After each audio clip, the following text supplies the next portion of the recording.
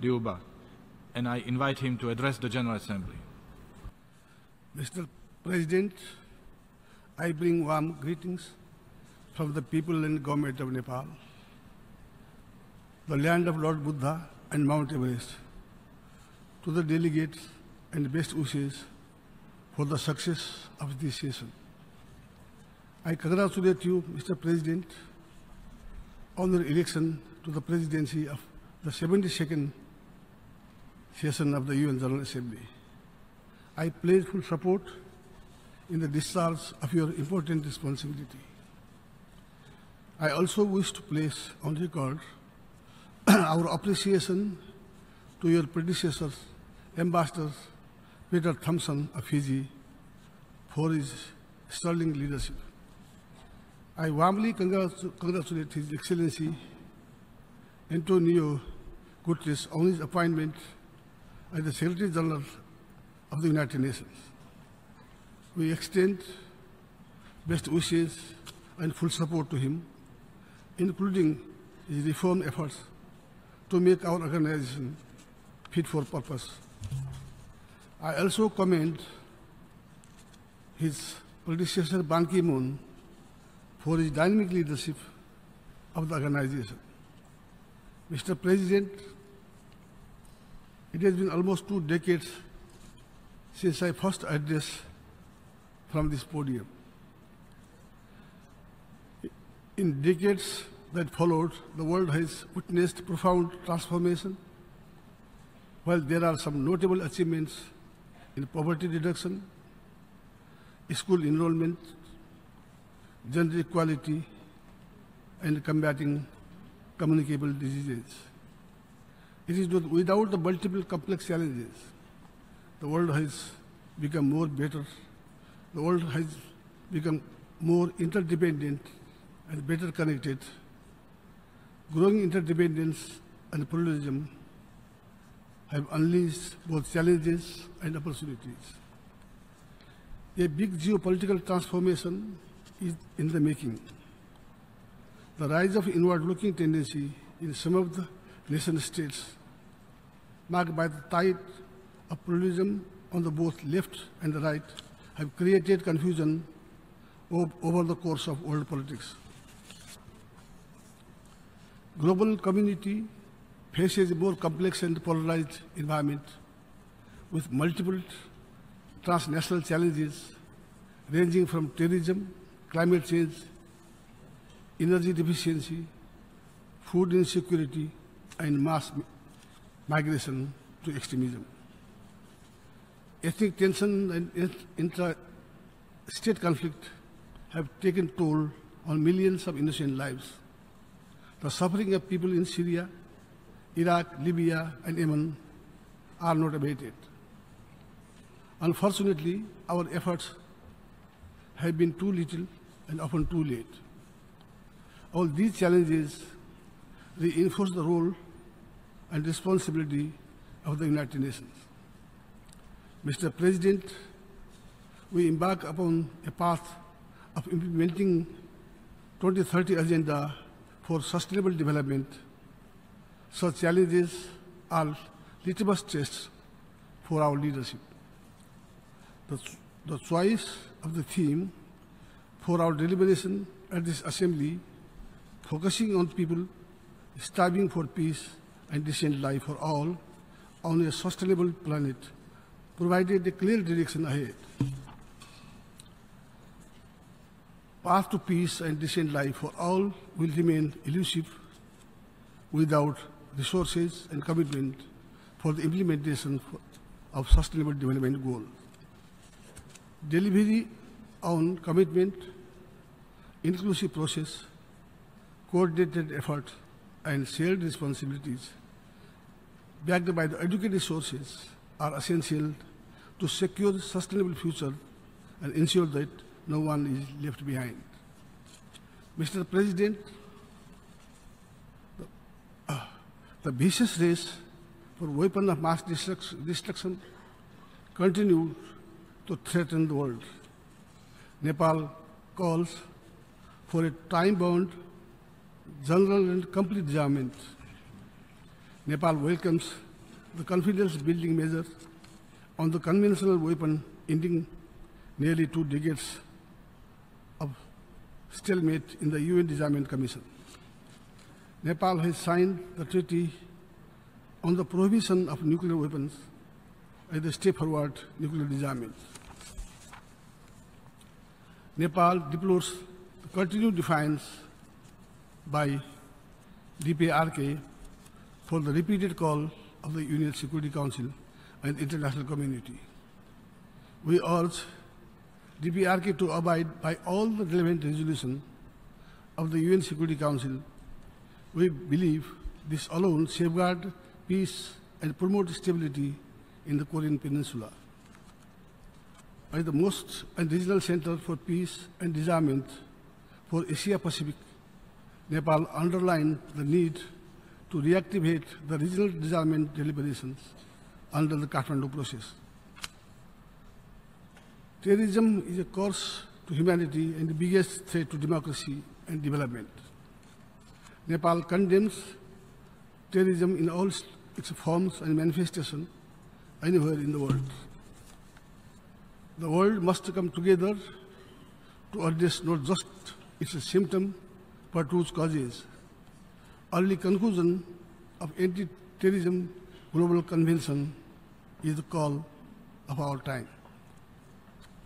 Having contributed over 130,000 peacekeepers in some of the most challenging theaters and true to our commitment to the success of UN peace operations, Nepal remains prepared to provide additional troops and civilians for this noble cause. Nepal has been a host to a world peacekeeping training center, the oldest one in the region.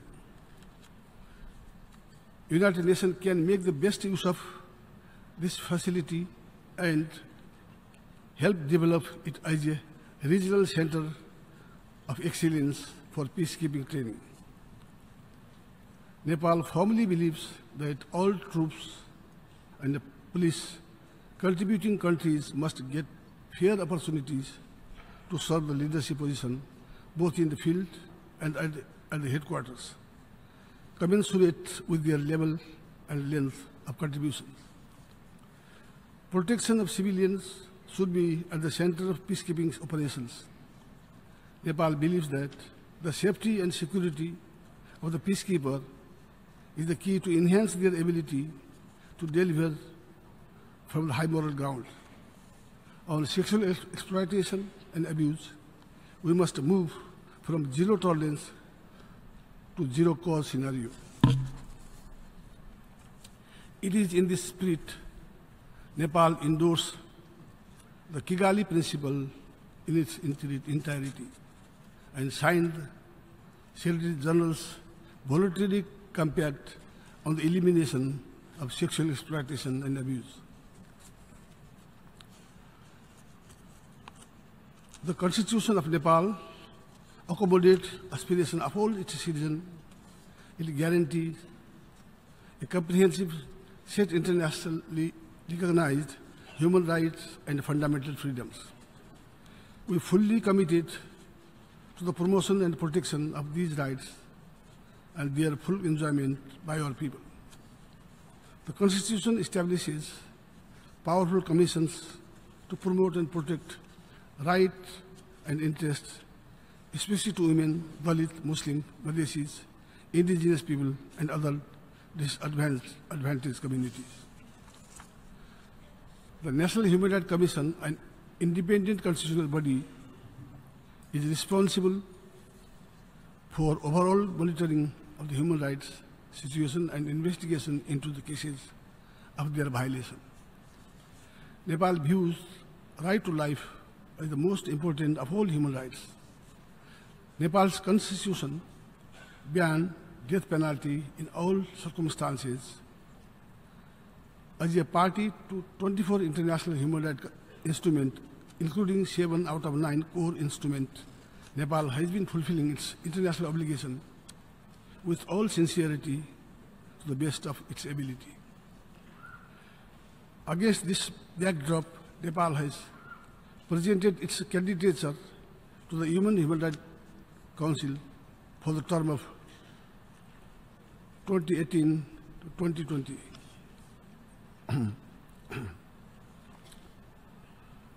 Nepal's first ever election to the Council would be the recognition of our long commitment and contribution to the field of human rights and encouragement to do more at national as well as global levels. We seek valuable support of all the member states of Nepal's candidature. Nepal calls for concerted efforts at the national, regional, and international level to ensure that the migration process creates a fair and win-win situation to all. We call for safety, security, dignity, and well-being of all migrant workers. Although not a party to Refugee Convention and its protocol, Nepal has earnestly upheld humanitarian principle by hosting thousands of refugees. Protection of minority, their rights make the world more humane and contribute to the world peace and stability. Forced eviction of citizens is a grave crime against humanity. We call upon the international community to respond responsibly and act decisively for refugees' right to return to their homeland in safety and dignity and rapid rehabilitation under all circumstances. Mr. President, the cost of natural disasters is rising sharply in terms of human tragedy and devastation. We call for the greatest global cooperation and coordination in prevention, mitigation, and recovery. The trauma of Nepal earthquake 2015 has not subsided yet. The post-disaster reconstruction is going. We thank our neighbors, development partners, our friendly countries, and UN family for their generous support in our reconstruction drive. Poor and vulnerable countries disproportionately suffer from climate change despite their negligible role in greenhouse gas emissions. The implementation of Paris Agreement should be done in a synergy with the 2030 agenda. Mr. President, LDCs are the most vulnerable group of countries. They cannot be perennially equated and dehumanizing condition of poverty and underdevelopment. They must be enabled to smoothly and sustainably graduate to their early date. The cost of doing trade is higher to the LDCs than the coastal countries. Development of the multimodal transport infrastructure and unhindered transit rights of landed nations are critical to their sustainable development.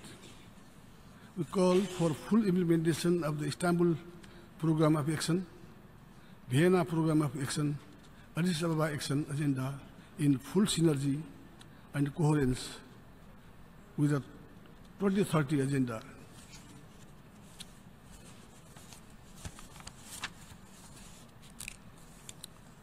The essence of Nepal's foreign policy is Panchashila, 5 principles of peaceful coexistence that are derived from teaching of Lord Buddha and the enlightened son of Nepal. These principles serve the foundation of managing harmonious relations among the nation in this time of increasing uncertainty and turmoil. We believe in non-alignment in exercise of our independent foreign policy.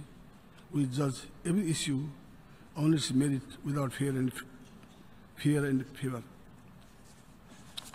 We consider regional cooperation an important means for building of building trust and confidence among the nation, and making the best use of complementarities for shared responsibility, shared prosperity. Connectivity remains at the core of deeper integration and for creating a win-win situation. Nepal firmly believes in the indispensability of the United Nations in multilateral affairs and global governance. All countries, particularly major powers, have the responsibility to contribute to the global good by fulfilling obligations and responsibilities. The Security Council reform is long overdue, and the representation of developing countries must be addressed in recognition of their growing contribution in sharing global agenda. Reform must be inclusive and representative in structure, transparent and efficient in procedure, and accountable and effective in delivery. The Secretary General's reform proposal are a step forward. We believe a clear statement support the member states, such as the declaration made earlier this week, help make our organization fit for purpose. Any repositioning the UN development agenda should address gap, build synergy, and improve the accountability, steering clear from the politicization of development under any guise.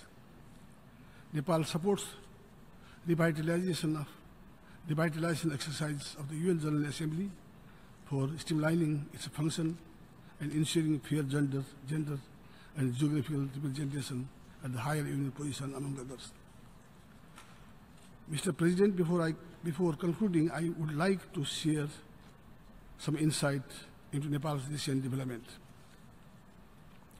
Nepal's transition to democracy from a decade-long armed conflict through peaceful means demonstrate the power and promises of dialogue and negotiation over the peril of violent methods for political power. The national peace process that began in 2006 concluded with the promulgation of the Democratic Inclusive Constitution in 2015 through a popularly elected Constitutional Assembly. This unique peace process was homegrown and nationally driven. Its successful conclusion has firmly established the culture of dialogue and accommodation and could serve as the model for similar situations elsewhere. We appreciate the support and understanding provided by the international community. Proportional representation of all sections of our society is the core of Nepal's inclusive democracy. Recent local level elections have firmly established women's role in politics, and the Constitution guarantees 40% of women representation at the local level and 1/3 of the federation and provincial parliaments. After a successful local level election held 20 years, the dates have been announced for the provincial and federal parliament in 2 months' time from now. The ongoing transitional justice process combines our international commitment and ground reality of delivering justice and sustaining peace. To conclude, Mr. President, let me reiterate Nepal's profound commitment to the principles and purposes of the United Nations. United Nations is made a big and small nations. Vast majority of the UN membership comes from the smaller countries, confirming the universalities and legitimacy of the world body. An edifice for a peaceful, stable, rule-based and just world order cannot be erected without addressing their genuine concern for security, development and well-being. We believe small nations have been sincere and serious in discharging their responsibilities as members of this body. Even with their negligible economic and security resources, they have been playing constructive role under the agencies, under the aegis of the UN, promoting peace, security, and cooperation, under the most difficult circumstances in various parts of the world. I would like to recall the wise words of Bibi Kaurala, the first elected Prime Minister of Nepal, who told the 15th session of this August Assembly in 1960, and I quote, "Our physical strength may be negligible, but our moral strength, if we are true to ourselves and to the people of whom we speak, may be great." End quote. This statement is relevant today as it was then. Let us collectively display wisdom, knowledge, and capacity to address the pressing issues of peace, security, disarmament, and sustainable development with due respect to the internationally accepted rule to ensure the safe and stable world order. Thank you very much.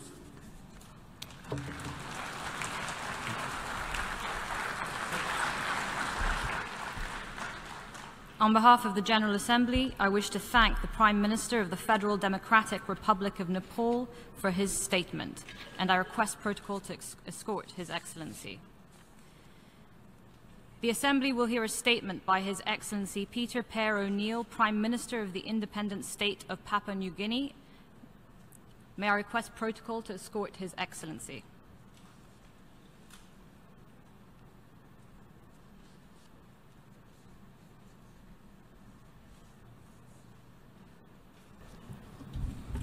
I have great pleasure in welcoming the Prime Minister of the Independent State of Papua New Guinea, His Excellency Peter Per O'Neill.